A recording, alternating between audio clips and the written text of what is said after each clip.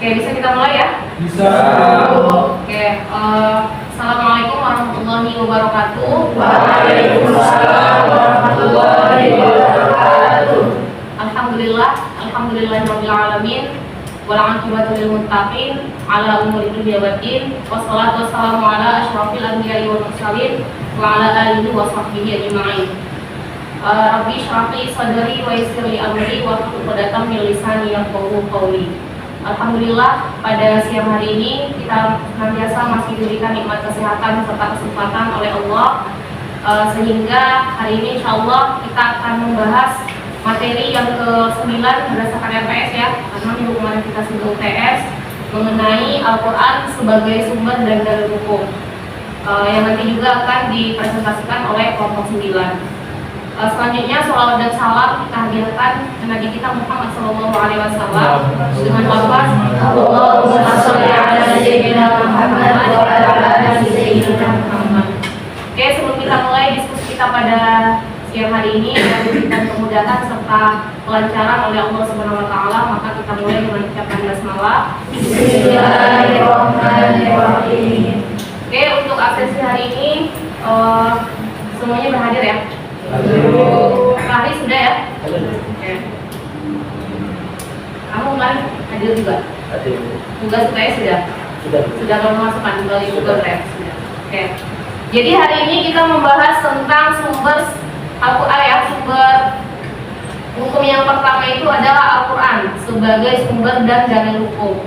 Jadi nanti Ibu harapkan ketika mempelajari materi ini, capaian yang harus didapatkan kamu bisa menjelaskan ya, serta menganalisis hal-hal yang terkait dengan sumber Al-Quran sebagai sumber dan dalil hukum. Nah, jadi kita jelaskan dulu apa itu sebenarnya Al-Quran ya. Oke. Jadi Al-Quran itu secara bahasa atau etimologi atau lughatan itu berasal dari kata qara'a. Jadi qara'a ini merupakan fi'il madhi ya. Jadi qara'a yang qara'u Qur'anan. Jadi masdarnya itu dari Qur'anan berarti bacaan. Artinya bacaan atau membaca. Nah, jadi pengertian secara sederhananya itu sesuatu bacaan yang bisa dibaca. Nah, makanya nanti kalau kamu lihat Quran adalah maksud Quran, berarti kan sesuatu yang dibaca ya. Nah, itu padanan katanya itu sama saja, tidak berbeda. Kemudian secara terminologi itu ada dua definisi. Yang pertama itu dari Imam Jalaluddin As-Suyuti, itu dari kitab pengarang kitab tafsir ya, salah satunya kitab Jalalain, itu merupakan karangan dari beliau, menjelaskan Al-Quran itu merupakan firman Allah yang diturunkan kepada Nabi Muhammad SAW untuk melemahkan pihak-pihak yang menentangnya. Kalau dari definisi ini kita pahami berarti pada masa itu ada loh kelompok yang tidak menerima Al-Quran sebagai kitab Allah. Nah, nanti kalau kita kaitkan ke sejarahnya ternyata ada. Makanya nanti akan kita bahas keautentikan Al-Quran itu merupakan salah satu bentuk dari kemukjizatan Al-Quran sebagai mukjizat yang paling tinggi dari para rasul yang sudah diutus oleh Allah. Itu merupakan mukjizat dari Nabi Muhammad. Gitu ya. Lanjut, Al-Quran itu menurut Futuhul Bait, ini dari kitab usul fikih ya.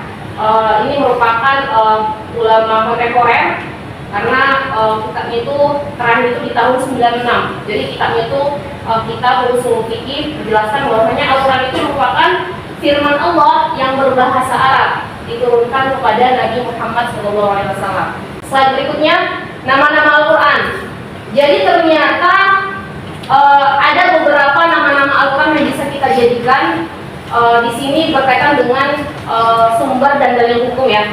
Kan banyak nama-namanya. Kalau kamu lihat di Asmaul Husna itu ada berapa? 19. Ada yang hafal? Ada yang hafal? Tes bonus. Siapa ada yang tangan? Ada yang hafal? Ar-Rahman, Ar-Rahim, Al-Malikul, Al-Qudus, As-Salamul Mu'minul, Muhaiminul, Azizul Jabbar, Al-Mutakabbirul, Khaliqul, Bari'ul, Musawwirul. Oke, sampai akhir ya. Nah, nanti saya tagih minggu depan perwakilan 3 orang yang bisa melafalkan Asmaul Husna dan tidak ada rewardnya. Siap ya? Nah, ini kita baca sepintas saja Alkitab, berarti tulisan atau buku ya. Berarti ini kalau kita lihat di Al-Quran ada terdapat dalam Quran surah Al-Baqarah ayat 2. Di situ dijelaskan dari kalau kita mulai dari dari di situ ada kata-kata kita. Ternyata penafsirannya itu sama dengan Al-Quran. Berarti Allah menurunkan Al-Quran itu sebagai petunjuk bagi orang-orang yang bertakwa. Berarti nggak ada ragu, kita harus yakin. Kemudian Al-Quran pembeda. Jadi nanti ternyata banyak di dalam ayat-ayat itu nanti pembeda mana yang berkaitan dengan perbuatan yang boleh dilakukan berkaitan dengan hukum syariat dan juga mana yang tidak boleh dilakukan. Makanya nanti dari hukum takliki muncullah hukum wajib, sunnah, makruh, haram dan juga mubah. Kemudian al-dzikru peringatan, al-huda petunjuk, at-tibyan penjelas dan juga al-burhan sebagai dalil. Ciri-ciri Al-Quran, ya. Jadi ternyata Al-Quran itu diriwayatkan secara mutawatir. Mutawatir tahu? Apa? Berangsur-angsur. Berangsur-angsur. Ada yang lain? Jadi kalau dalam sunnah atau hadis itu ada namanya hadis mutawatir. Ada? Nah? Ada. Jadi diriwayatkannya itu lebih perawinya itu lebih dari 40 dan dianggap itu kekuatannya sangat valid atau sahih. Jadi ketika kita menganalogikan ke hadis, kalau hadis mutawatir itu merupakan tingkatan hadis yang paling tinggi yang sangat bisa dijadikan sebagai dalil hukum, ya. Oke, kemudian lafaznya dan maknanya dari Allah Subhanahu wa taala. Jelas ya, karena dia berbahasa Arab. Tidak ada satupun manusia di muka bumi yang bisa merubah satu kata saja dari Al-Quran. Jadi itu merupakan salah satu bentuk pemukjizatan dari bahasa. Kemudian apa? Ini bahasa lafaz dan gaya bahasa Arab. Berarti nanti ada gaya mantiknya, balaghahnya, susunan kata ilmu sarafnya dan juga ilmu nahwunya. Kemudian apa lagi? Membaca itu, ketika kita membaca Al-Quran itu akan mendapatkan pahala. Apa dalilnya? Setiap bacaan ayat itu kita mendapatkan pahala. Nah, apa? Salah satunya wa idza quri'al Qur'an fastami'u lahu ansitu la'allakum turhamun. Mendengarkan saja kamu sudah dapat pahala. Kemudian mengandung mukjizat. Kemukjizatan Al-Quran. Jadi kemukjizatan itu ternyata ada 5 poin. Yang pertama itu dari keterangannya. Kemudian dari ilmu pengetahuan, dari lafaz dan susunan kalimat, dari pemberitaan tentang hal-hal yang lain, kemudian dari penetapan hukum. Jadi karena kita fokus di mata kuliah usul fikih, kita nanti fokus ke mukizatannya di penetapan hukum. Ternyata hukum yang sudah ditetapkan Allah berdasarkan dalil-dalilnya di Al-Quran itu sangat fleksibel dan kondisional terhadap masa, tantangan, zaman apapun. Nah, nanti kita buat contohnya. Next. Kemudian fungsi dan tujuan Al-Quran itu ada berapa? Di sini ada 4. Yang pertama sumber pokok dan utama, kemudian penuntun dalam merumuskan hukum, petunjuk dan juga mukjizat. Nah, itu merupakan sebagian besar tujuan dan fungsi daripada Al-Quran. Jadi berkaitan dengan usul fikih ini kita fokuskan isi-isi pokok hukum apa saja yang terdapat dalam Al-Quran. Ternyata secara garis besar itu ada 3. Yang pertama itu berkaitan dengan hukum ibadah. Jadi kalau kita kaitkan ke fikihnya, itu adalah fikih ibadah. Jadi nanti ada ibadah makhdhah, ada ibadah ghairu makhdhah. Jadi makhdhah itu berkaitan dengan salat, puasa, zakat, gitu ya, haji. Nah, kemudian nanti hukum yang berhubungan dengan amaliyah, perbuatan kita dengan Allah. Berarti salatnya kamu, puasanya kamu, zakatnya kamu, sedekahnya, infaknya.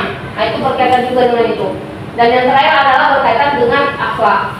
Jadi hukum syarat dan syariat yang sudah dijelaskan tadi itu berkaitan dengan amal ibadah kita seperti sholat tadi sudah dijelaskan.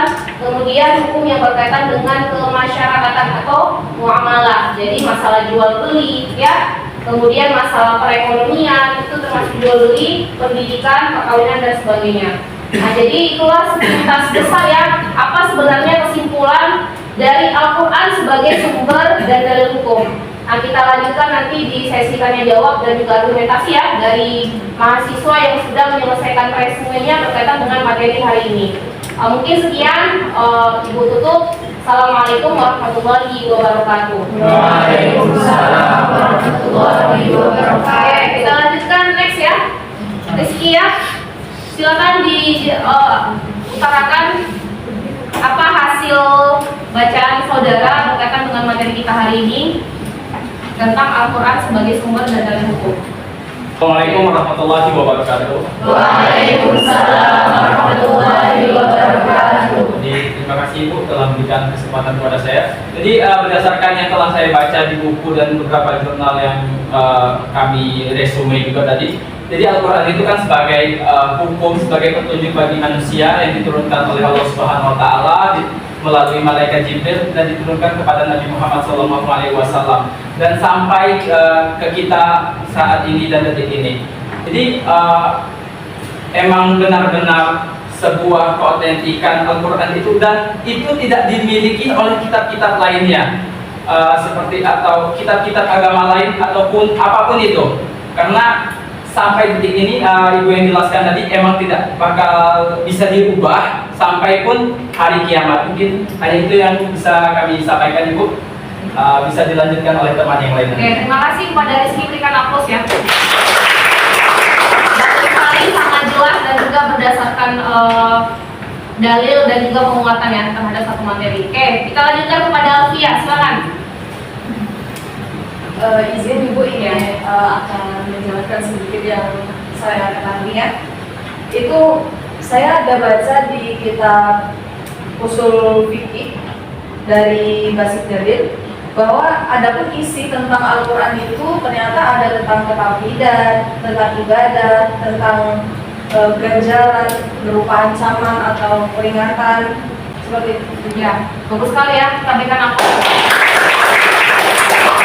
Oke, jadi tadi penjabaran dan tambahan dari argumentasi kawan yang sudah disampaikan itu sudah sangat lengkap ya, lengkap terhadap penjelasan materi kita hari ini, yaitu Al-Quran sebagai sumber dan dalil hukum. Nah, jadi kita masuk sesi tanya jawab, silakan dua orang ya. Oke, silakan Abdul Hadi. Izin bertanya Bu. Ya, silakan berdiri. Oke. Bismillahirrahmanirrahim. Saya ingin bertanya tentang keautentikan Al-Quran kepada saudara Rizky. Ya. Tadi disebut bahwa Al-Quran Allah jaga, tidak pernah berubah. Sedangkan kita tahu Allah turunkan kepada Nabi Muhammad SAW. Sedangkan yang membukukannya, yang Al-Quran yang setiap hari kita baca itu dikumpulkan oleh para sahabat. Bagaimana membuktikannya keautentikan Al-Quran itu? Oke. Terima kasih Bu. Oke. Silakan kepada saudara Rizky. Terima kasih Hadi. Kenapa bukti kalau bahwasanya Al-Quran itu benar otentik dari Allah Subhanahu Wa Taala, bahwasanya Nabi Muhammad SAW itu bersifat ummi, tidak bisa baca dan tidak bisa menulis, karena tidak mungkin seorang yang bisa baca dan tidak bisa baca dan tidak bisa tulis itu membuat sebuah kitab yang berisi 30 juz, 114 surah dan 6.236 ayat secara selama 23 tahun mungkin, selama beliau bertakwa. Mungkin kalau ada yang kurang nanti bisa kami jelaskan. Oke. Terima kasih. Terima kasih ya kepada Rizky. Apakah ada tambahan atau sanggahan dari yang lain? Oke, silakan Aliza. Saya ingin menambahkan jawaban dari saudara Rizky. Bukti keautentikan Al-Quran. Pertanyaan tadi kan bisa aja ada sahabat yang memasukkannya gitu kan. Al-Quran ini tuh udah dihafal 30 juz itu oleh banyak orang dari zaman sahabat sampai sekarang. Jadi itu nggak bisa ada satu orang dia memasukkan, itu pasti langsung ketahuan sama orang yang lain. Oke, Itu saja. cukup Aliza? Oke, berikan aplaus untuk kita. Jadi intinya gini, supaya kita tahu Al-Quran itu otentik, tadi sudah dijelaskan Rizky, dalilnya itu apa? Al-Quran surah Al-Hijr ayat 19. Apa bunyinya? Bismillahirrahmanirrahim. Inna nahnu nazzalna dzikra wa inna lahu lahafizun. Jadi kata-kata lahafiz itu jelas. Kalau Allah ingin menjaga tidak ada satupun di muka bumi yang sanggup untuk berubah, walau itu hanya satu kata dalam ayat. Gitu ya?